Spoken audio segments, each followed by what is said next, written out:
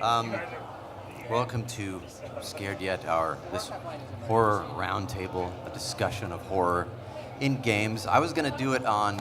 I realized that, horror in media might have been a broader topic. So let's go ahead and just change it, because I wanted us to discuss what we enjoy, why we enjoy it, maybe how we came to it, because I don't really understand why I like it.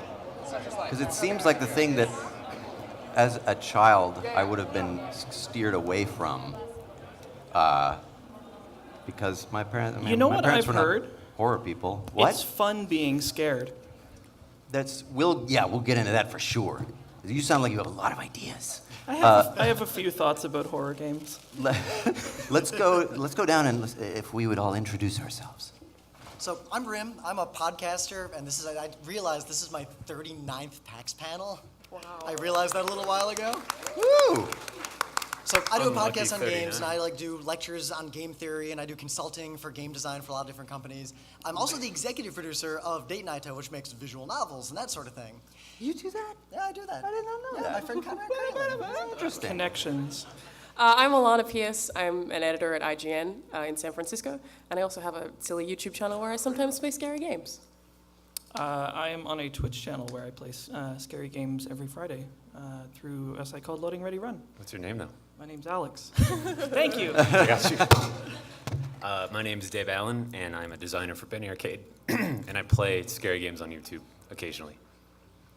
And I'm Kris Straub, and I am a cartoonist primarily, but I also play games on a podcast called 28 Plays Later. And I also am the author of CandleCove, the creepypasta. And I'm very interested in horror, you guys. But why? We started, and we're like, let's save it for the panel. Yeah. Because you said that when you were, your parents plied you with horror material. So the first big boy book I ever read was The Hobbit. That was the first Me one. too. The second one was Stephen King's Skeleton Crew. Not me too. Which is Stephen King, you think today, is a certain kind of genre, but his early short fiction was very existential and weird. There was one that terrified me as a kid, just where the deer are. And it's literally a girl's walking to school and there's no people, there's only deer. Whoa. That's it. Yeah. That's freaky. I think she turned into a deer. Oh. She was a deer. She was going to deer school. Oh dear. The first. You're the new vampire. The first Sorry, book. you lobbed that one right over the plate. Yeah, that's okay. The first books that I they were just on my dad's shelf. Were those old Lovecraft paperbacks, and I read them. I was probably 10, but I read them. I thought of them in the way that you might read classic literature. There's C.S. Lewis on the shelf and Jack London on the shelf, and I just thought of them as, well, this is just more. You probably read this in junior high and write reports about it. I didn't realize that this is actually weird fiction that is, at the time, had less of a I did, an audience. and the teachers in my middle school actually called my parents to ask what was wrong with me. Was there anything wrong with it? Oh. Or did they, So what was the outcome? to be decided. I remember very clearly being terrified of VHS horror movie box art. Yes. And two titles in particular, they rattled me so bad through my childhood. One was Future Kill, because H.R. Giger did the design, and it's this sort of cyber demon monster, just sort of with his spined fingers over his face, and I was just okay. And the other one was The Serpent and the Rainbow, which has the tagline, "Don't bury me, I'm not dead." And a dude with this white as a sheet complexion and this crucifix painted in blood on his forehead, leaning out of a casket being no. And it scared the bejesus out of me until I watched it 5 years ago, and I was like, this is garbage. It was a very affirming sort of experience. I was like, oh, what the hell was I afraid of? Well, that's something we can get into later. The whole kids and adults experience things very differently. Beetlejuice to a kid is a horror movie. Yeah. I didn't realize it was a comedy until I was an adult. When I was 20 and I watched it again. I was terrified of one of the Batman movies, the one where Jim Carrey was the Joker. Is it Batman and Robin? Really? Yeah. Well, So when I watched that as a kid, I was so scared of Jim Carrey. He was that I locked myself in a bathroom and cried, and I couldn't watch it. And then I went back to watch it like maybe 2 years ago, and I was like, this is a terrible film, and it's also not scary at all. But I just couldn't handle it. Oh man, did anybody see Secret of Nim? No, but I've been. That movie messed me up. Yeah. When like Miss Brisby's house is sinking and there's all the mud and they're gonna drown, it's like, ah! I remember being afraid of Troll 2, which legit, like, nightmare zone. I thought it was Ernest Scared Stupid with the trolls, right? Which Yeah. is still pretty kind of spooky if you're a It's a little kid. bit You've scary. also reminded me of Ernest Scared Stupid. Well, we're It's friends. the best Ernest P. Worrell movie, like hands down. That's the one where he kills the troll monster by kissing it, No, and then No, it he blows, knocks it like, out. it blows up. They're allergic to milk. milk is what they are. Or Mayak. Miak. What? You haven't seen that movie recently? No, I have you? have. Now I remember it. It's in my brain. So this is our panel. But like, how did this stuff influence what you found? Like the cool thing, enjoying a horror movie, enjoying a horror game, like they're very different because horror places you there, and I feel like that makes it potentially more effective.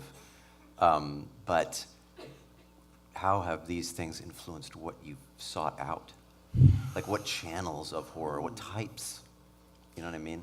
For me, it's interesting because I had this sort of like classical tutelage of horror because my family was so deeply into like horror fiction. Like I read a lot of like contemporary horror fiction just on a day-to-day basis. And I found that because I studied it from that sort of perspective, I very rapidly went into a like existential horror or sort of not realistic like bloody violence, gory horror, but like one of my favorite short stories, it's a horror story, recent one, about a man who walks out into the tidal flats to see some birds, and he doesn't realize the tide's coming in behind him, and then it's too late. And it's terrifying, and there's no ghost, it's just a man coming to terms with the fact that he's going to die, and there's nothing you can do about it while the birds are watching him. I want more video games like that. Because, I mean, most of them are just sort of like a jack-in-the-box with a demon inside. It's like, boing, oh no. Well, I better get the rocket launcher. Four do you- sequels later. Do you remember Doom 3? Yeah. And you had to do the flashlight versus the first gun, which round was of mods that came out were like, duct tape. Because why can you only... Yeah. I think it was a great idea on paper, but it just didn't work. It was just like, this is stupid. The I problem can was- gun or flashlight, but not both. The real problem with that game was that the best horror in video games, in my perspective, are the like disenfranchisement horror, where you are disempowered as a character, Yeah. and there are forces of nature out to get you. That game was, you're Doom Guy, you're invincible, Well, and things are jumping at you, but you're Doom Guy, you've got You a can't shotgun. be afraid of something you can one-shot with a railgun. It's like, oh, it's you. Well, I Next. thought, like, you get, once it had, revealed its tricks very early on, like, it was a very much, I know the door's shut and there's going to be something back there. Like, you understood its rhythms, and now all fear is removed. Of course, then look at a game like Five Nights at Freddy's that has the same thing. There's a very specific rhythm to it. But then every night, it breaks one of its own rules. So you go through that, the classic horror cycle of, there's dread, anticipation, climax, and then safety. And you kind of up and down and up and down and up and down to climax. So in Doom, it was like the cycle was very, very specific to the whole game and it never deviated. But Five Nights at Freddy's, every night, you feel like you're safe because you got the game. And then, that one works differently. Foxy works differently. Freddy works differently. So the game keeps like going into the save room and hitting you. Yeah. I think one of my favorite games, full stop, is Silent Hill PT. I'm super passionate about PT. And I think even talking about it now, it still is like one of those jack-in-the-box kind of things where you're just in a house and then there's this thing that just jumps out occasionally, and even if it's in the same place every time I play it through, I still scream. But it's because you don't have any power in that circumstance, I don't think she ever stops being scary. Until you get to the last puzzle, which is just bullshit. But Can you Man, like stand in a mirror and like whisper a name at Yeah. the right time? And it no, never actually, I works? finished it without a microphone. Wow. Yeah. I guess You I need a guess I microphone was to just play being that stupid game? and whispering. Yeah, into a so I microphone. love like the idea of not needing to finish it with a microphone and people are in their houses like, Emily, Jesse, talk to me, Lisa. Like, oh man. God, video games, horror video games with bullshit endings. There's so many of them. We can, let's get in there because... who played Outlast? you finished Outlast? Yes. Wow. That game, first 6 minutes. I think, is really, really great, and I loved it until the ending. Because nanomachines, son, is how that game ends. And it's like, what? That might be my Jump mic, scare. I think. It heard me talking shit about it. Well, Phantasmagoria, there's an old game. Phantasmagoria was in the era of multimedia games where this game came on 7 CDs. And it was basically just a terrible, like, adventure game with actors, like B-movie actors, made by the same people who made Dragon Quest, or not Dragon Quest, King's Quest. Yeah. But the end was, oh, there's actually a demon, and it, like, comes out of the ground, and there's this big fight scene where you fight the demon, and then the end, and then it plays a really bad movie soundtrack as you walk away from the credits. And it was just... I can't stand it when they sort of, like, flip it at the end. It's like, suddenly big combat, because it kind of... in some ways just robs all the anticipation, sort of like horror, and like, oh, I don't know what this thing is that's after me. Oh, it's a monster and I have to deplete its meat points, and then it'll go away. Yeah, so to get back to Chris's original question, the kind of horror that I like the most is the stuff where I don't understand what is haunting me. Yeah. So it's like if I don't understand whatever the thing is, as soon as you show me the bad guy, I can make fun of the bad guy, so the bad guy's not so scary anymore. Right. So I'm like, look at your dumb face. Ha! It makes me feel super brave. But in Until Dawn, there's like the first like half of that game, I really don't want to spoil anything, but what you think is the bad guy is like flipped on its head, and then you're introduced to this different bad guy. And figuring that out is really fun, and I think that's a really good example of something that kind of flips on its end, because you have no idea what's going on for a large chunk of that game in a way that makes you kind of have to evolve with that in terms of gameplay and the decisions that you make. So I think that that's really well done. Did any of you play Oxenfree? Yes, I love Oxenfree. Yes. Can we talk about it for the rest of the panel? Yes. Yes! There's like, well, so, what you- I'm trying to thread this like I'm in a moderating capacity, but I have no skill. But Oxenfree, though! No, we have to talk about Oxenfree. What is Oxenfree? I don't So even it's know. it's an indie game. It came out. It's like an adventure game. It's really pretty, and the art is very like it's beautiful. It's very simplistic music's too. amazing. Very cartoony. The music is sort of like 80s. I don't want to say horror synth, but it's very synth heavy. It's very it's really really good, and it's all dialogue driven. So there's a lot it's of very emphasis character-driven. on Yeah. characters, right? But to go back to something that you said, Alex, about VHS artifacts, which is a device in Oxenfree. That's true. That's, I haven't finished the game, but I've gone a little further than halfway through. Have you done the hangman thing? Yes, that scared the shit out of me. There's so many parts, and like you described, I don't know what I'm up against. Yeah. I still have no idea what the threat is, Yep. Yeah. what its shape is, what it wants, and I'm so afraid of it. It's like, Yeah. don't In a hurt really me. impressive way, even after the end of Oxenfree, you're still asking those kinds of questions. Yeah. So it like gives you closure, but even when you finish it, there's still like, what is that? Well, like the game makes say you anything else. do things that you're like, oh, this is a thing that is helping, but wait, am I actually making it worse instead? What am I Yeah, doing? it totally tricks you in a really cool way as well. Yeah, Oxenfree's yeah. great. I don't know if I would classify that as horror. I think it is. It's scary, I but think. It's Twilight Zone, if that's a I've- genre. But Yeah. I've played so many horror games that I've started to sort of discern flavors out of them. So there's games that are like terrifying, which is the demon in the Jack in the Box thing. Like a big slavering monster like stomps after you. That's terrifying. You're scared. A game like Oxenfree is more sort of like spooky, where it's like the atmospheric, the unknown. You're like kind of off balance. And there's other games like Rule of Rose, which is really disturbing. It's just like the people are the scary part of that game. Just like, Man is the real monster. Did anyone Yeah. ever play Everybody's Gone to the Rapture? I did, yeah. So for whatever reason, I found that really creepy. Anyone yeah. who doesn't know, Everybody's Gone to the Rapture is just a game where you walk or run, which I found out very late through playing it, unfortunately.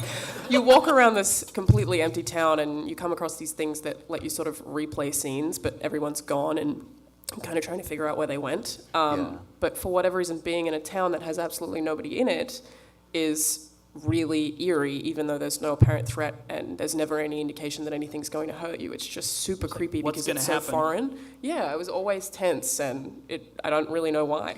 So I saw a bunch of people online. Gone Home is just it's a very Yeah. it's not a horror game. Yeah. That's but the- yeah. people who didn't read a lot about Gone Home and played it blind as soon as they're walking around by themselves in a house for a while, a It's lot like, of them thought it was a horror game. Yeah. And were really unnerved and afraid, and it took a while for them to realize that nothing was going to jump Yeah. out and get them. Yeah. It's like, oh, it's Except a feelings. love story. I don't know what I was afraid of. I think someone should do a mod for that game that adds one random jump scare. Not a mod, a virus. You're like, oh, this is great, and it's No, it's like a Freddy patch. Like, Fazbear it just is in the loaded attic. everything. ah. I thought the thing that I had read about that I was going to bring up too is that like people who like traditionally don't play games played Gone Home, the way it's you're exploring, you're reading about these people. But people who were familiar with games, like the fact that it's an empty house and all that, it's the cadence of a horror game. That's the difference in that cycle between dread and expectation or anticipation. Dread is, I'm unnerved, because of music and sound cues and whatever. But expectation is in, one of those adventure survival horror games where you turn the corner and you see a long hallway with lockers. And one of the lockers Dead is Space. closed. Oh, yeah. Yeah. Every It's damn gonna hallway open. in Dead Space, I'm like, he's gonna jump out of that. It's fine.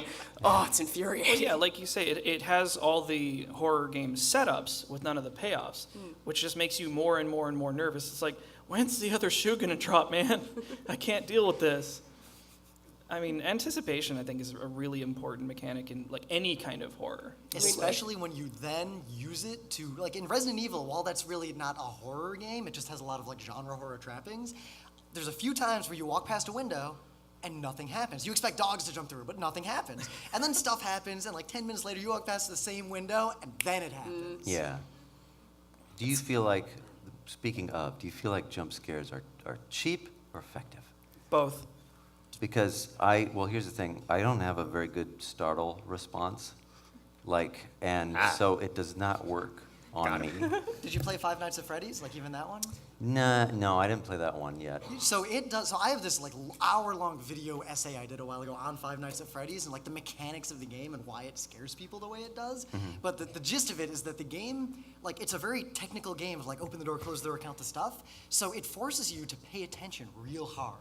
So you keep like leaning in closer and closer to the monitor. So it's almost like the clown's like beckoning you closer, and then he gets you. So the game, the more you concentrate, the more invested you are. The blinders keep coming in, and then the game jump scares you. Well, the thing about Five Nights at Freddy's is there's one jump scare, you know it's coming, and you just have to try and avoid it, which is unbelievably stressful and why I can't play those games. I played the first one, I was like, this is great, I love it. I'm glad it exists. I never want to play these ever again as long as I live. But that is why the jump scare is, I think that's a good one, because a lot of games like Resident Evil, a jump scare happens to, oh my god, jump scare in the middle of the game to remind you it's a horror game. Yeah. Five Nights at Freddy's, it ends the game. It's almost the reward. It's like being in the haunted house. You kind of want the jump scare because it releases the tension. It's the only way out of the game other than beating it. So it's more like the game's blinders put someone who wouldn't normally be scared in a haunted house in the situation where your body forgets that you're an adult who knows that these things aren't real, and then it jump scares you. Maybe now I have to play it and see if it will ping me there. It's worth playing. Yeah. Like, Just give it a don't shot. read about it. Like, don't try to be good at it. Like, people who do like live stream like run-throughs, like time attacks. No, it's no, no, not. Don't find any pro strats for Five Nights at Freddy's. What? Why would you want to do that for a To game be an like this? MLG? Brr, brr, brr, brr. No, I think the effectiveness or, I don't know, success of jump scares varies depending on the game. So Until Dawn totally overuses them in a way that you have them all the time in similar circumstances, and I'm just like, again? But, I mean, they work on me every time. I had fun, like I was filming that on YouTube and picking the thumbnails. I was playing through it with my mum. I would pick thumbnails in every episode where our faces were like, and it just every time was so easy to find because they always work, but I was just getting tired. I was like constantly expecting them to be there and they weren't very good. It would just be like something fell over and I'd be like, oh! One point, there's like, they're in an abandoned house and this raccoon comes out of a cupboard. What was it eating? How did it get in there? The house has been empty for a really long time. Why is there a raccoon there? And it leaves, and no one ever mentions it ever again. I'm like, this is a complete waste of time. Yeah. It scared me, but it didn't add anything to the game. It just scared me, and I felt like that was really cheap. But if it's in, I think Five Nights at Freddy's is a perfect example of how to use them right. Yeah, I think the idea is to use them sparingly. Yeah. And Five Nights at Freddy's uses it extremely sparingly because there's one in the whole game. Yeah. It's a different Yeah. one sometimes, but it's just you use it every once in a while and keep people waiting, and then you're like, no. Well, it also very cleverly... Just kidding. Like, you talked about how when you know the mechanics, you figure them out. Like, because, when you play a game, you make a mental model of the game, like a heuristic in your head. When you figure out the model, it's hard to be afraid of it anymore. Yeah. Right. Five Nights at Freddy's, it's a very simple set of heuristics that make the game work, but it doesn't tell you them. So you don't really know how the game actually works. The game doesn't tell you, I won't really spoil stuff, but like there's things you can do that avoid jump scares. Only because you don't understand how it's really working. If you do it wrong, they're in the room with you already and it's too late. Like at one point you go to click on the button to close the door and it doesn't work anymore. And you don't know why. You're like, keep clicking on the button, like, wait, why isn't the button working? And you're kind of weirded out about it. And then you have to keep playing the game, and then you're already dead at that point. It's gonna get you. It's just a matter of when. And the when is triggered by an action you do, or it's random, so you can't figure it out. Well, that's just mean. Yeah. Well, like throwing the player off balance is really effective for keeping them horrified. It's a form of disempowerment. It's like you can't effectively wield your skill to avoid, these things happening to you. Although that's a tough line to tread because you can end up just frustrating the player. You also have to make them think that they could figure it out, or that they have figured it out, and then remind them that they haven't. Which, again, total opposite of Silent Hill PT. You get to the end and it's like, by the way, walk 10 paces. Yeah. What? What Well, happens like- if I walk 10 paces? I feel like A we're... baby laughs. Like, Yeah. it's ridiculous. And you gotta Beat look it. at your family. Just a little Something like achievement that. pops up.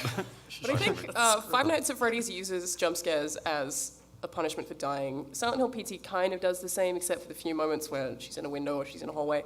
I think that is a pretty good use if it's your punishment for doing something wrong is being scared. I think that's cool.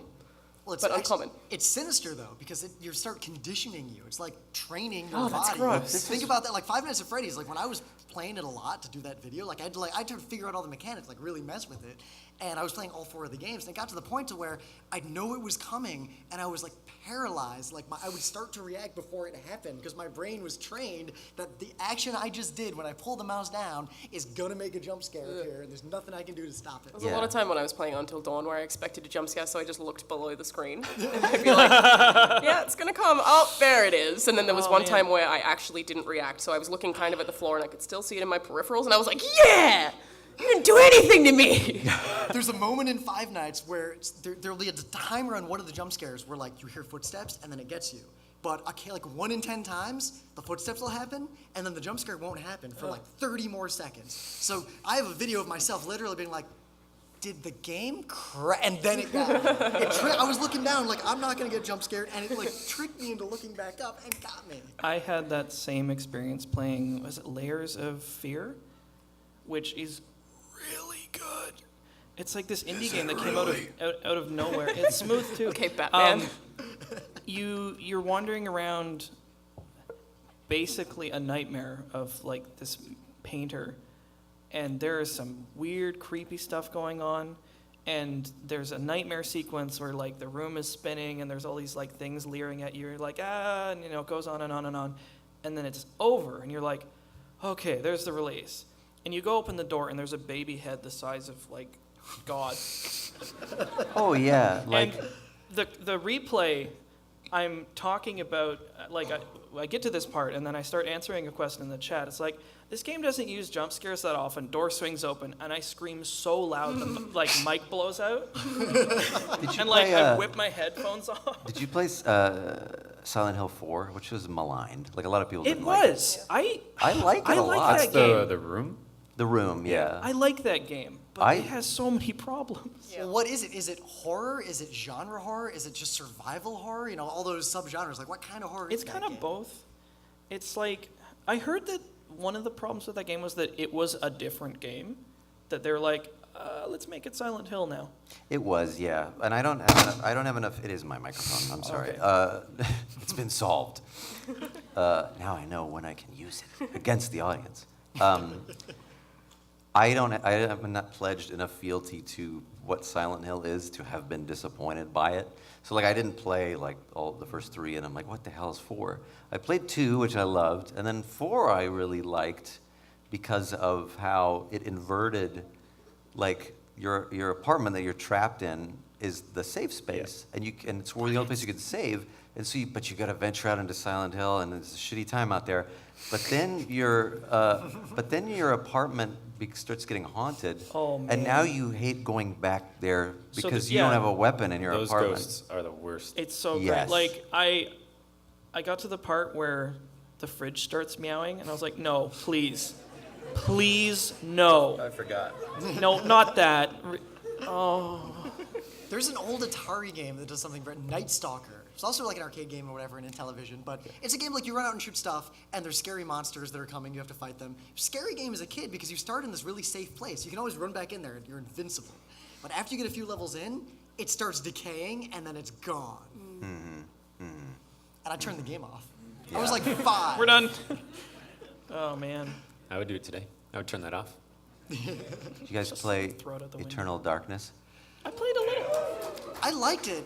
It's a horror genre game, but it's not really a horror game. Like, it wasn't scary except as a story, and the insanity things were fun. They weren't scary so much as really interesting, in my opinion. I mean, I think they were scary, but that's fair. I feel like I approach horror games where I'm like my reaction to a scary idea is like, oh, not like, oh, I'm chilled, I have to leave now. But like, I had read, because I liked it a lot, and I loved the sanity effects stuff there. And I had read a fact about it that listed them, where they tried to be definitive about it. And one of them, which I never encountered, and I might have even been invented, was that one of the main characters, like you'd be going down a hallway, and just randomly, one of the main characters in the extreme foreground, like superimposed on top of the game, their head would rise up, and they'd go, and they'd wink at you, and then go back down. And I was so terrified that would happen. Man. Because I'm questioning, it's not like, it would have been one thing if a face came up and yelled at me, and then I think it would have angered me. I would have been like, well, that's cheap. But now I'm questioning what that behavior is. Oh, like, it's why like, what did does it it wink mean? at me?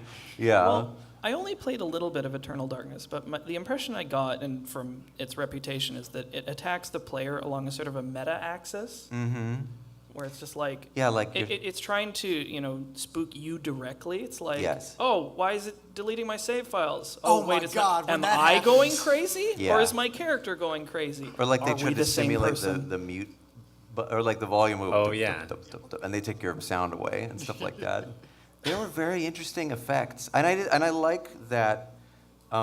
It's the type of horror where it's not like, some of them where like you walk in and you blow up and you're dead, but some of them are like your character just starts getting very small. And then he just gets very small and then he disappears. Like where Goodbye you're questioning, forever. why is this happening? Well, that's a genre of horror. Now, there's a lot of, like, Japanese horror uses this a lot, and there's a show, it's free on, like, Crunchyroll, you can just watch it, called Yami Shibai. It's just all short horror fiction, 5-minute episodes, but the gist of all of them is, you're an adult, and something a little bit weird like that happens, and you're rationalizing to yourself that there's no way that could have actually happened. And that is why it gets you. Like, it keeps getting increasingly dire, and the characters are reacting the way we all would. Like, you open a copier, and you see a face, and it's screaming at you, and then man. it's gone. You're not going to say, well, I guess there's ghosts, and push that out the window and call the police. You're going to say, that was my imagination, and turn your back on it. You know Yeah. what Or that- maybe back out of the room, because you're a little cautious. You know what that actually reminds me of? It's not a video game, but it's a movie. I think it's called The Troublesome Man or The Bothersome Man. It's real scary, and in a really subtle way. Because, like, this guy shows up in this town, and everything's perfect. Like, they give him a job and an apartment and all this stuff, and he's just, like, going about his business. And it's like, oh, this is really nice. And then just very gradually, he starts to realize that things are messed up. And, it starts with little things, well, actually big things, where, like, he glances out his window, and there's a dude who's, like, jumped off a balcony and is, like, gored on these, railing spikes. And there's some dude just sort of, like, cleaning it up like he doesn't care. And It's a living. And he starts to realize that, like, he can't feel things normally, and nobody else can. Like, he meets this guy in a bar who's just, like, in the next stall, and he's like, there's something wrong with the liquor here. I drink and drink and drink and don't feel anything. I don't get drunk. I don't feel anything. And it's just, like, keeps going and keeps going. It's really good. It's Yeah, I just love this. that kind of stuff. I wish video games did that more often, actually. I do too. Silent Hill does a lot, but Yeah. I think that's one of the few franchises that I can pinpoint as like it progressively gets creepier in pretty much all of them. Kentucky Group Zero had a little bit of that. Like, it got creepier as you went further in. Like, little trappings of horror and, like, little, like, you're wondering what I guess the Thief games kind of did as well. The original Thief games slowly got creepier. Yeah, I and like creepier. them a Fatal lot. Frame Oh, Fatal does Frame. that. Oh, man. You want to talk about the opposite of a jump scare? Fatal Frame is a game where there's I ghosts. feel like they still count as jump scares. Well, they do jump scares. Like, you know, in the most recent one, or maybe the one before that, where there's like a room and there's a dressmaker's doll, and when you raise your reticle, its head just pivots. Yeah. And it's just subtle enough that you're like, did I see that? Or am I going nuts? Yeah, there was this one part in the most recent Thief game, which was, you know, okay, you're in an asylum and you walk into like this lunchroom kind of thing, and there's all of these like mannequins on a stage who are posed in certain ways. And you walk in there, you see them there, but then if you turn around, they're all posed differently, and then you walk out. That's Yeah. it. That's all that happens. Nothing in that room attacks you. I'm such the a mannequins sucker for just that. move, and I was like, I'm out. They moved. It's one of those things that like is almost overused, but I still really love it. Just anytime I see mannequins, I'm like, I'm about to have a bad time. I think I have that from. Just like that. I think I have that You know from what? Condemned. I'm gonna stop trying to Yeah, pick it up from the first exposed wire. I think that would be really intelligent. Have you played what was the most recent Batman? Arkham Knight. Was it yeah, it was Arkham Knight. Did you notice those effects there? Like, there are billboards that when you look at them, when you Really? glance at them, like it's instead it's the Joker's face. It's Oh, is the it like whatever. They Live? That's cool. It is a little bit, but it's not like it's like an ad for a car and like a smiling guy in there, and then it's not like now it's the Joker's head. It's like now the man in it is the Joker, and That's it's cool. really really subtle. Yeah. And when I first saw one, I looked away and went back, and I did it a couple times to see if it would trigger, and it did. That's very cool. But I would not have noticed it otherwise. It's such Yeah. a subtle touch. That game wasn't fantastic, but the whole Joker slowly seeping into Batman was very, very cool. Yeah. All of That's that more of stuff a- was awesome. That's like a literary trope of his obsession with the Joker Yeah. and like the feedback loop. Ooh. Yeah. Yeah. I thought like that was it. really Crit well coming done. in here. Yeah. That damn tank, though. Actually, of all things, I saw a lot of cosplayers. Undertale, super popular recent game. It has there's parts of the game that do that. Like, I'm not spoiling anything about the game, but there's a very sinister story in the game. Really? If you play it, like, it is a dark, serious, really sad game. I cried like a lot. I haven't played Undertale yet. It's only like 6 hours long, right? Yeah, it's like- It's imagine- real good. I haven't beat it either, but I'm like, I need to go back to this when I have enough spoons to tackle that task. It just unfortunately doesn't look good. It really doesn't look like an inviting game. Everyone says to play it, but based on the way it looks, I'm like, I don't really have interest in Yeah, that. everyone I know, they're like, oh, it's just some JRPG, right? Yeah. I don't want to grind for 40 Oh, hours. there's much more to it than that. Yeah. Yeah. But it does Well, have IGN some- gave it a 10. So it's the sinister, like there's a sinister, sad story there, and you're playing the game, and it's it's doing its thing, and you see like a little flower appear somewhere, and you're like, was that a glitch? And you think it's just like this 8-bit glitch that's happening, and then you start to realize what's going on, and then the game's really creepy. And then at the end of the game, I'm not gonna spoil anything, don't worry. There's a horror scene where it gets really creepy, and it does a lot of those horror tropes in an 8-bit, like really simple, 16-bit looking simple game. You're in a bathroom. And you know there's a thing you need to get in the bathroom. You have to All the stare at clues the told you. mirror and wait for a baby to laugh. So there's like the curtains are closed and there's like this thing. You can't see what it is, but it's moving back and forth real slowly, making this like noise. Nope. And as you walk closer to it, your character moves slower and slower, and yeah. it starts moving faster and faster, like what? Yeah, nope. And you We're have done here. Nope. You have to go up there if you want to get the key. I mean, you could always No. just lie down and stop breathing. Yeah. That's an option. You could just. I want start a game where living there's 3 just, like- feet away from it. Where there's a lie down and cry until you pass out button. Just like, boop, good night. No, play Undertale. You want that existential, literary, like there's a horror story that happened in this game. That game is really good. It's for the panel, myself included. So, like, one of the things is this revisiting of these types of like VHS artifacts, 8-bit stuff that looks like 8-bit, and then you have these, but the glitches are used in a certain way, right? Do you think that these things will remain frightening, or are these developers, they're just playing with things that we remember from our childhood? Like, there will come a time when you know, somebody playing would be like, why are there lines on this?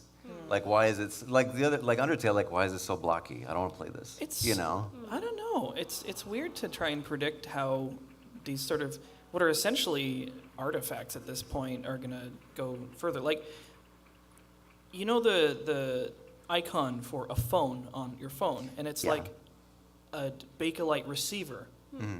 And that's just the icon for a phone, but it's like nobody uses Bakelite receivers anymore. Yeah. Or you know? clockwise. Like, Or what's like clockwise the save symbol. Like I saw, it was like a tweet or It's still something. a floppy disk? Yeah, somebody was holding up a floppy disk, and the caption was like, "Lol, someone printed out the save button." It's like,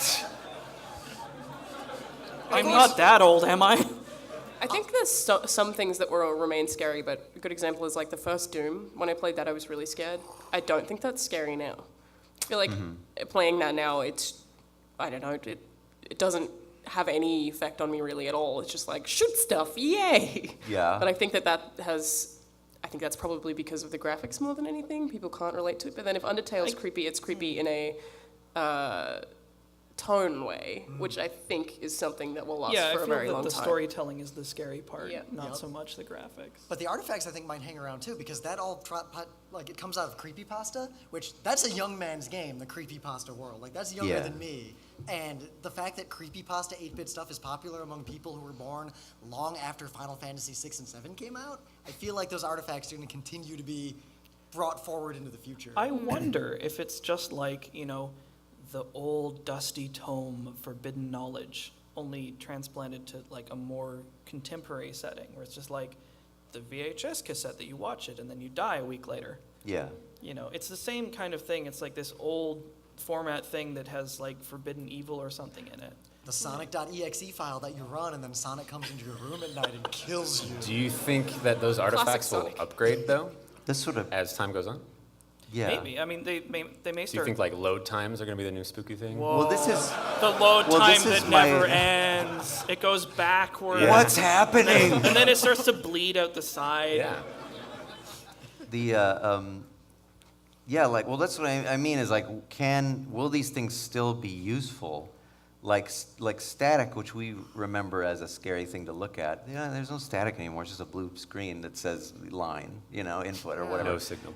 Like, they took it away from us. It just made me really sad. I'm like, oh, R.I.P. Static. Goodbye, static. You will be missed. But we do have garbled screens. Yeah, well, because we video have cards those are like kinda- JPEG type, like. Yeah, like video cards are super glitchy now, just because we're pushing them so hard. So you get like those weird visual artifacting, like the textures are all wrong. Like that's gonna keep happening for I another don't know, couple decades. maybe the next horror game to come out will use more contemporary glitches. Like you'll have an NPC that just like turns into spaghetti and like crab walks after you, and you're like, ah. That's actually, I want to see more stuff use that, because like we've seen like Use like spaghetti? yeah, I'm so hungry, you guys. No, like those like Skyrim and Fallout 3 glitches where one character's like, "See you later," and then he just starts to spiral Yeah, into the so sky. But it's never been like Three. used as a device. Yeah, imagine a game like that where that was engineered. Yeah. Like it looked like a normal game, but then the game itself just starts to fall apart, and maybe the NPCs like are vaguely aware of it. They're like, "We are dying." Yeah, that would be very interesting. I feel like Gary's Mod is a horror Oxenfree kind of does a good job of that, where I'm trying not to spoil anything. You walk into like a certain area, and then you'll keep walking, and then it'll just loop you back to the start, and then you'll do it again. You'll be like, "Is this broken, or is this meant to be happening?" The first few times that it happens, you're like, "I don't understand why it just keeps looping me back," and it's like effective because you don't realize what's happening. It's similar to like Batman Arkham Asylum, which I didn't particularly find scary. Had cool moments with the first time you encounter the Scarecrow. It's like Batman starts coughing, he can't use detective mode, you walk up to Commissioner Gordon who's on the floor, I think it's Commissioner Gordon, and he's like dead or something, and then you try and walk into this room, and then you walk out of the room and it takes you back into the same room, and you're like, Yeah. oh my god! Yeah. And there's like another part where it makes it look like the game's broken, like I think it's something to do with poison ivy, and the screen just kind of like greens out or something, and it uses things that you would identify as like, oh, the game's not working. Why can't I Right. use detective mode right now? This doesn't make sense. Or why is the screen gone green? I do like geometry-based scares, which Layers of Fear uses to great effect, where it's like you enter a room and then you turn around, the door's gone. You're like, uh-oh. That's bad. There was an excellent scare, which is one of my favorites from like a weird game. It was like a Half-Life 2 mod called Underhell, and it was like Fear, but a mod. And there was one part that I really loved where you're in a sort of a nightmare sequence-ish, and there's this long dark corridor, and you walk to the end. It's a dead end, so you walk back, and it's also a dead end. And then you walk back again, and you gradually become aware that the corridor is getting shorter until you're in a cubicle, and then darkness, and then a thing happens. Darkness. It's just like, And then it says, "Thank you for playing Underhell." To unlock. please download DLC now. There's a very similar mod. If you all probably own Half-Life 1, but it's called Elevator Source. And it's just you and a bunch of friends. You have to play it multiplayer. You're just in an elevator. You get into it, and it goes down. It stops at places, and it's funny at first, like, oh, it's Jurassic Park and there's dinosaurs out there. But then at one point, a character gets on the elevator with you and just stands there. Is it the one who's on fire? And then, like, he's just standing there at first, and the game goes on for a little bit. And then at one point, the lights go out, and then it comes back on, and there's just a skeleton laying on the floor. That's still funny.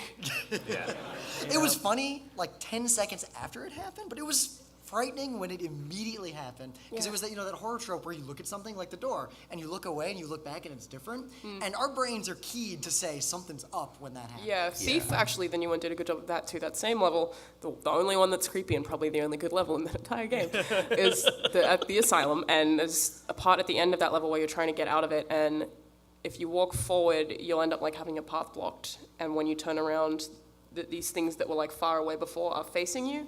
So it's like it forces you to turn around a lot, and every single time you do, it's kind of like the Weeping Angels from Doctor Who. You know that every single time they're going to be standing right there. Right. And Arkham Knight also did that with the part where you're as the Joker and you're shooting these statue Batmans. Yeah. And I tried really hard to to get out of that part. You have to have Batman catch you. And I tried so hard not to let that happen by running in circles, and I think I was doing it for like half an hour, just shooting Batman, like, no, I'm gonna get out of this room. Didn't happen. But anything that like tricks you into looking behind, and I think it's that sense of dread that makes that really effective, and also more effective than just a random jump scare because you're anticipating it.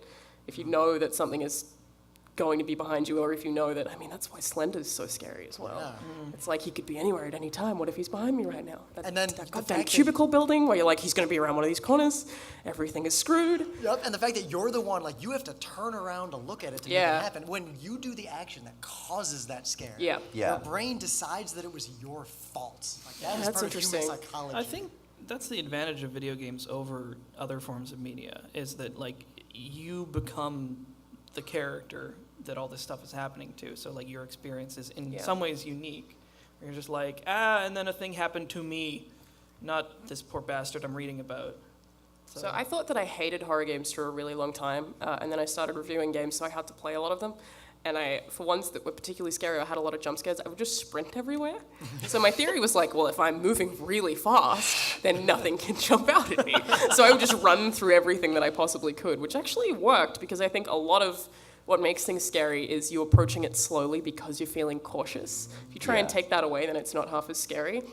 When I was playing Alien Isolation, the start of that game was terrifying, end of that game is complete trash. But it was like, I tried playing it with the music off at one point, and that stopped it from being scary completely. It also meant that I would die because I couldn't anticipate when the alien was near me, but it wasn't scary even in the slightest without sound. Just nothing. Well, because we talk about like horror game and then like genre horror stuff, like the accoutrement of horror. But those are a big part of horror. Those cause those feelings of dread, like the leitmotif of Jason when he's coming in the woods and those kinds of things. Here comes They a key us violin up. stab, and then an actual stab. You guys coordinated that really well. Did you rehearse that beforehand? I have practice. I Yeah, just we're I gonna just do now that have a anytime we do a performance mic of check. classic That's why he's on the themes. But I just for wonder, the on the next 5 topic of minutes. sound, how important do we think it is in horror? so important. The Yeah. most important, I The think. most well, important? because we're not at the level where VR is like 100%. You know Yeah. what? I Have you was played I The was, Kitchen? Which? The Kitchen? Never heard of it. PlayStation VR? No. Oh, I feel like, so VR is an entire other thing, Yeah. where like everything... Everything is scary. Well, yeah, everything I'm talking about now where I'm like, I don't startle, so none of this will frighten me. I feel like I don't know how I will be able to play any VR horror games. Even stuff that looks bad, because a Yeah. lot of VR games do look fairly bad, is still scary because you can't separate yourself from it in any way. The You don't have scariest- any comfort. The scariest VR game I played, it was a demo I got a few packs ago. It's a guillotine simulator. And all Oh, it I've is played that, is yeah. you're Wow. someone, people walk you up and put you down, Yeah. and you're looking around, and then the And guillotine you hear happens. it, yeah, I've done that. And, It's when they, awful. and in the demo, they guided me, and they literally, like, oh, I guess mine does it too. Like people grab me by the arms, so it's tactile because they know how the game goes, and they put me on a chair like this, and I feel that. Oh, that's Yeah. great. It's awful. But Like before we people could not take it. yeah, sorry. Before we leave the topic of sound design, did anybody play Dark Echo? No. I think that game would really emphasize how important sound design is because there's almost no graphics. It's this top-down game, and the only display you get is sort of like radians coming out from noises you make that reflect off of surfaces. Oh, that game. And it shows you, like, you detect your surroundings and threats within them entirely by sound. So you can clap, and it sends out a huge ping that echolocates off everything. That's and, cool. Like your footsteps make similar noise and reflect things. And then you start encountering enemies that can hear you. Right. So you have to find your way by making noise, but not so much noise as, that they find you. And it's all like really good atmospheric things, and like you can see, like dripping water sort of manifests as like these little blue radians coming out, and you can sometimes see things and like flies, like little black ones. It's That's really really good cool. and cheap. I mean, yeah, I think really the only reason Alien Isolation is scary is because of sound. And that the sound causes dread. But then, like, Silent Hill PT, the reason that you... I could talk about this game forever. The reason that you know that there's a threat there is because of sound. So my response to that was never to be scared. It was to just stand still. So it's Yeah. like that... The sound in that isn't particularly scary. It's a warning. So I feel like different games use it really, really differently. Well, like Five Nights at Freddy's, I pulled all the tracks out for that video I did, and like had all the different like soundtracks and things, and I did some spectral analysis, and you can see that, you know, the game's really simple. It's one screen. You can't ever move. You just sit in a room the entire game. So the soundscape, like one of the tracks is this ambient sort of like background noise that the phase is moving around like this the whole time with really wide stereo separation. It makes you feel like you're in this Just like that. huge building. That's cool. But then there's a fan in the room with you, and it's making noise, and it is center channel right in front of you and never moves, never changes at any point in the whole game. So you have this sound that's like this constant safe sound that's very close to you and never moves, and you have this like amorphous nothing out there that you can never see except through the cameras. When the monsters move, they kind of move like stereo sound or whatever, but then when the power goes out, like if you mess up, the fan going away is the most terrifying thing that happens in that game. Because that sound, like you don't even notice it's there until it's not there anymore. You're like, and it's then too your brain, quiet. Yeah, your brain freaks out. Yeah, that's an argument that sound design is super critical. Like, provided that you understand that it is. Because I could see a lesser developer being like, yeah, there's a fan in the room, and, you know, a small room, I'll make it real reverby and See, whatever. me as a developer, I think it's way cheaper to do sound really well. So you can buy a lot with not a lot of budget to make cool stuff happen in a game. Like, if you wanted to make that whole building as a 3D walk-around game, that's like 3 more people on your team now. Yeah. Yeah. It's also just like taking away a sound is the same as taking away a light. I remember this first part, a part in the first Bioshock where I think you're following someone and all the lights just go out. And Yeah. I had to move. Like I know that I had to like look for whoever that was and I was like, well, it's pitch black, I'm not playing this anymore. And I actually just walked away for quite some time and was like, nope, not doing it. It's like anything that takes away your orientation, which I guess sound can do really well, makes things terrifying. It's Yeah. super unsettling. Well, it's sort of like the challenge then for a game where like in BioShock, you're like, well, I have to keep going. Like I'm Yeah. going to have to do this. But in PT, where it's like the cue lets you know that something is ahead, Makes you stop. and you stop, but now you have to decide whether or not you want to see it. And Yeah. and as the player, you may be like, it's getting too intense. Like rather than being forced to proceed, you have to decide whether or not you want to Yeah, that's true. continue and witness it. But it's Yeah. still continue or stop playing the game. Yes. I'd rather it be choosing not to continue is a choice in the game that has other consequences. Like a different route to like a different ending or conclusion. Yeah, which that costs a lot of money to make usually for Yeah. a big game. But that It would that's be the great dream. though. Yeah. You know, you take the path of least resistance, and you know The you game end up has like somewhere a else. Netflix-esque, like, are you still there? It just knocks you on want the to go? It screen. starts putting up hint cues, like, no, keep walk is there, walk in there, see what's in there.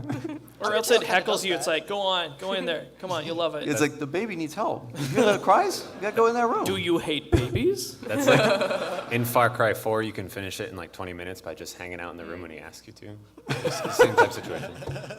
Oh, I did the right thing. But I I was wanted to rewarded. shoot rocket launchers.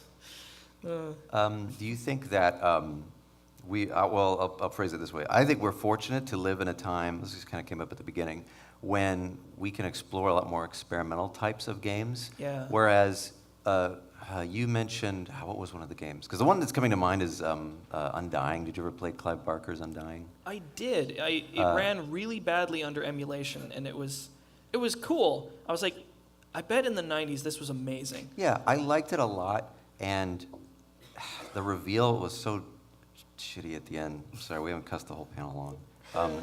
But like, I had this other idea of what Undying was about, and the scenes and all the stuff kept fitting my model, and I was like, this is amazing. Yeah. And then I got to the end, and I was completely wrong, and my idea was so much more scary. I- But at the end, you have to fight a big monster. You always have And to there's fight a lot big of combat. monster. But here's the thing. Back then, I feel like they were making games and were like, well, there has to be combat. Like, nobody's gonna play a game where you have to walk around. But now we live when, yes, that is a game too. We could do that. This leads neatly into something that I was really hoping to talk about, which is like how much gameplay you want to, and what kind of gameplay you want to put in a game. And I'm actually of the opinion that there's sometimes like too much, and they're sort of obligated to that. Like, you know, horror games are sort of expected to be video games first and Right. horror second. So you have lots of combat or lots of puzzles. And Shout out to the witness. yeah, Richard Garfield gave us a lexicon to solve that, though. but the thing is that like those obligations, sometimes they work. Other times they just generate frustration, and frustration will kill horror atmosphere like that. Yeah. Like if you get mad at a game, you can't be scared of it. Did you say that you had played Soma? Because this came up. Yeah. I really, really liked Soma. Yeah. And that was a game definitely more on the sort of like disturbing existential horror end of the spectrum. It Like does there- have some combat though, doesn't it? yeah, there are some monsters I stomping really around. want to play it. It's real good. It's real. It's It makes you super uncomfortable. Yeah. yeah, the ideas are great, and you get very uncomfortable, and it's stuff that like follows you out Yeah. of what it means to be And- a Yeah. person. What's like an example of something that's particularly creepy in that game? So That isn't spoilers. Oh wow. yeah, that's tough to do. I've heard something about you just walk into a room and there's just dead bodies everywhere and you have to inspect them or something. well, Well, there's the room where all That doesn't the sound like decapitated people, but Is that's there a like room that's fun. what? is that a room like that? Oh yeah, there's one later. So I mean, how about this one? Like there's a lot of unsettling philosophical concepts in like the game. transhuman creepy. But one of weirdness. the characters, or one of the enemies that I was the most afraid to go up against is the, I forget its name. But it looks like it's a guy in a diving helmet. It's like a nude man who's got this weird organic diving helmet looking object There was, like, on a his couple head. like that? Huh? In Soma, Wait, was yeah. it the one with He all can the teleport. eyes? Yeah.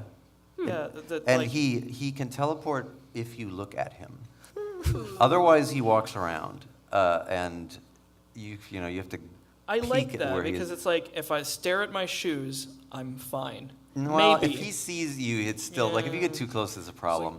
mm-hmm. Yeah, but the issue I had with that is that I did get frustrated, and ultimately, I thought that the act of taking away my ability to look at him was a good way to keep him mysterious by forbidding me from actually observing. Amnesia did the same thing. You can't Yes. look at the monsters. Yeah. You've got to look away from them, which made Yeah. them so much more terrifying. But in Soma, it got to the point where the way I believed that he worked was that, he walks at a certain speed, and then when he sees you, he would jump, like he'd lose, and I believed that he was at a running speed, but it was still I'm only able to see him when he gets to this position or this position. But I think he can just teleport to you. Yeah. And I had been in that same little closed space with him for like, I don't know, I had died like 6, 7 times. I hate it when and all that the happens. mystery was gone. I'm like, let me just I get it, and I'm done. That's why Alien Isolation got bad. Is like at the start, the alien was super mysterious. You didn't know how it worked, and then it was because that game. I feel like they planned a really good 6-hour game, and then we're like, this is too short. People are going to be really mad. # the order. Yeah. And then they dragged it out and made it super long, but by doing that, you automatically figured out how it worked and how it would get you and exactly how to manipulate that. And there was also some parts in that game where it just completely got rid of everything that was scary by making the alien walk on a track. You'd be like, okay, well, I'll just wait for it to go around that corner and then I'll walk forward. And you're like, that's not And then it would scary at go all anymore. Well, it's yeah. Anytime you smash your head into a brick wall or get into a routine, it gets boring or frustrating, and then you're just not scared. Oh, Yeah. And it's like you get killed. It's like, okay, we got to do this part again. Oh, I got killed again. Oh, I forgot about the who other cares? frustrating thing about that Soma enemy, and I think they all have a sort of shared don't really look at them. That one in particular. I mean, But that if sounds you're- really cool, though. You're saying it's a flaw, but it sounds awesome. It's a great idea, and it's a game that's definitely worth playing, Yeah. and I really do enjoy Real it. good. But the other thing that it does is that if you're not allowed to look at it, you are looking at the wall or the floor, and the textures aren't super great. It's not compelling. And I've literally got to the point where I was like, I've been looking at this kind of junky wall texture for 20 minutes. Yeah. And that was what was frustrating me. You know what might be really good? I heard about this mod, and I kind of wish I'd heard about it before I played it. All it does is de-aggroes all the monsters. They're still there. They're still creepy and weird, but they don't try to kill you. And you can actually great. come up, and in some ways, it sort of, I think it's intended to change it, where it's just these are weird, creepy, haunted things that are you don't know what they want, and they have this sort of familiarity. It's they're looking at you, they think they should be doing something, but they Yeah. don't, and you're like, The splices in Bioshock 1 and 2 would have been way cooler if that were a thing. If they wanted to attack you but Well, didn't and just followed you around. That I would make keep- it way yeah. scarier. That would I keep Oh, waiting man. for someone to make a horror game where it's zombies, but they're not trying to eat you. They're just really sick and sad and upset Yeah. and sort of coming after you. Should come to like San there's some Francisco. But they're coming after you because they need Well, then they something, come after you, not and because they're they're just going to eat because you. they have this faint memory of this human connection, but they don't remember it, and they get frustrated, and they Yeah, cry. that gets under my skin a lot more than the assault stuff. Not that I don't enjoy zombie games, but a friend in college had presented this to me, and he said, "So you go into a I don't know a building that used to be a restaurant, but everybody the chef died. You see the ghost there. It's the ghost of the chef. He's standing over the old stove where it was, and he's still doing the same thing. There's no food. There's nothing there. He's just still doing the same thing. What's scarier, that he doesn't break from it, or that he sees you and then he attacks you?" And I said, I think just doing it over and over is scary because maybe that is going to be what happens to me. And where I draw that line is that if I'm in a house and there's a ghost, Yeah. and it looks at me and then disappears, I don't have a clear line of action for what I need to do. If the ghost attacks me, I sell the house. I know what I have to do now, and I do it right away. This is another fantasy of mine. Is I want to play a ghost game where it's mysterious and you're not sure what their intent is, and it ends up you help them move on eventually, but some of them are trying to. Murdered Soul Suspect kind of tried to do that. It didn't really turn out. Which to be one? great. Murdered Soul Suspect. Yeah. Oh yeah. But it was kind of like a movie where you hit buttons to make the game progress. Yeah, absolutely. The interaction in that So, game was Dragon dumb. But Slayer? you're a ghost. You can't just interact with everything. But it's you helping weird ghosts who might be missing a limb sort of get out, and they're all creepy in that they're just dead and they have these weird morphed faces. But that game was bad. So maybe in a different game. I mean, it'd it might be just great. be that I'm super sick to death of perma-aggro monsters. That it's just I have one way to interact with you. It's murr.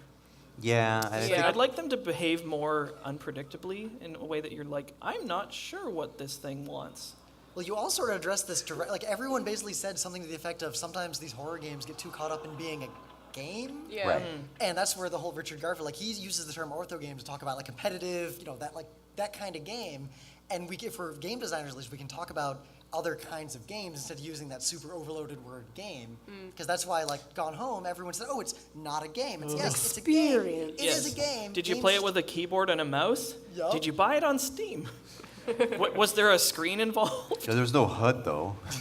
So, like, Richard Garfield Can't be a uses ortho game to refer to, like, those competitive games. So I've seen more and more people using idio game to mean, like, a personal experience game. Like, a game where you have chart a course through the game, and, like, you have an experience as a result of it that's unique to you or in some way personal. See, that's So then we can avoid the guy who says, oh, that's not a game, or Yeah. it's like I just said, it's just a movie. It's not actually a game. You're just hitting buttons to make the movie happen. That's always been the thing that really honks me about those discussions. Is somebody's like, it's not a game. It's like, okay, well, what is it? It's not a monkey. And they never have an answer for what it is. He's right. It's not a monkey. Damn. Or they'll suggest something that's like a horrendous mouthful. It's like, it's an interactive art experience. It's like, no one's going to call it that. You just don't know why it matttters, you know? Well, Yeah. just telling But me ESA is idio not game, you say. ESA is not the video game whatever. It's the Entertainment Software Association. Huh. This is all entertainment software. That's cool. Or eSoft for short. Yeah. That's what the kids call it these It's days. gonna catch on. Hey, kids, you want some eSoft? Yeah, keep them away from my No. child. No one you say it like that. How are we doing on time? We got like 40 seconds left. We're at time. All right. I guess we're out. Goodbye. Thank you very much, everybody, for attending. Do we have enough time for everybody to say what their products are, where we can find you? Oh, so I have little cards here. If you don't watch that video essay I talked about, it's an hour of me like digging into the deep weeds of Five Nights at Freddy's. I got a QR code here. And I have a panel tomorrow at 1 in the same room on writing game rules. Cool.